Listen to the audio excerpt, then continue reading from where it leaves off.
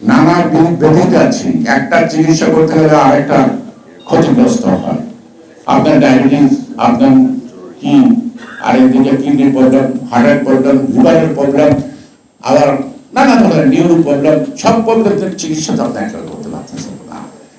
এমন একটি দুরবস্থার মধ্যে হাসিনা মুক্ত বাংলাদেশের মতো এই উপসর্গগুলি দেখা যাচ্ছে। এই উপসর্গগুলির নামই হলো ষড়যন্ত্র। আমি সরকারের গুরুত্ব করতে পারতেছি না, তাই গুরুত্বটা করলে এটা আবার আরেকটা ষড়যন্ত্র অথবা ষড়যন্ত্রকারীরা সুযোগ দিবে, তাই না? তো সেই জন্যই আজকে দেখেন এই যে নির্বাচন আমরা বলতে চাই, এত কিছু হচ্ছে, সব কিছু সরকার সামলাচ্ছে, প্রশাসন চালাচ্ছে, রাজনৈতিক দলগুলি সক্রিয়ভাবে এই ঐক্যকে ধরে রাখার জন্য তারা ধৈর্য ধারণ করছে। এটার অর্থ যদি বলা হয় যে it is the cadet of interior government, তাহলে আমি বলবো বোকার স্বর্গে বাস করতেছে, বোকার স্বর্গে বাস করতেছে। কারণ বাংলাদেশের মানুষ অন্ততে রুষ্ট, আবার অন্ততে সন্তুষ্ট। এখন সেই সন্তুষ্টির কাজটা যখন বিলম্ব হবে, অসন্তুষ্ট হইতে কিন্তু সময় লাগবে না, লাগবে না। তো সেই কারণে কত কথা বলতেছে, সংস্কারের কোনো শেষ নেই, কিন্তু আসল কথাটা বলে না। অর্থাৎ নির্বাচন নিয়ে সুনির্দিষ্ট কোনো কথা বলে না। এখন দুনিয়ার সব পণ্ডিতরা একত্রিত হয়েছে, বাট নন ইজ পলিটিশিয়ান।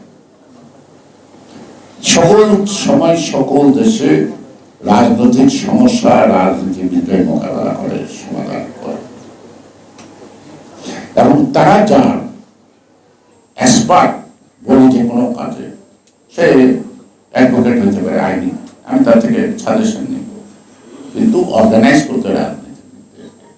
সে কারণে আজকে এই যে সুবর্ণ সুযোগ একটা সৃষ্টি হলো এত রক্তপাতের মধ্যে, এখানে যদি সুবর্ণ সুযোগ হাজার হাজার লক্ষ লক্ষ ছাত্র যদি আমরা 5 আর 7 জনের মধ্যে পাই, বাকিরা কই? আমরা যদি মনে করি তারাই সব, বাকি ছাত্ররা কই? যারা উপরে গভর্নমেন্ট হচ্ছে তারাই যদি মনে করতে হবে ক্রেডিট তাদের,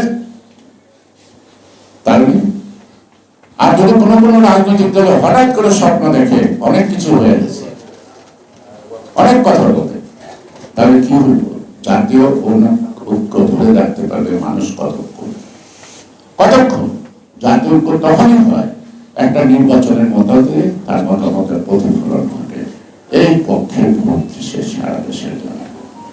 তো সুযোগটা আমার অনেক কথা বলা থাকলে বলতে পারবো না, কারণ আপনি জানেন যে 6 তারিখের আগ পর্যন্ত অনেক কথা আমি বলতাম, যে কথা আমার দলের অনেক বলতে সাহস পাইব না, সেই কথাই বলতাম। এখন যদি সবাই বলে, এখন আমি একটু ক্ষান্ত থাকি, সে কারণে আমার লেখাটা ক্ষান্ত আছে। আবার যখন বলবো আবার লিখবো, আবার শুনবেন, আবার জানবেন, তবে সবকিছু শেষ আছে। এই শেষটা যার ভালো, সবটাই তার ভালো। সুতরাং ইন্টারিমের শুরুটাও ভালো, শেষটা যদি ভালো না হয়, উচিত দুঃখ আর বহু কিছু জাতির জন্য থাকবে না, আমাদের জন্য থাকবে না।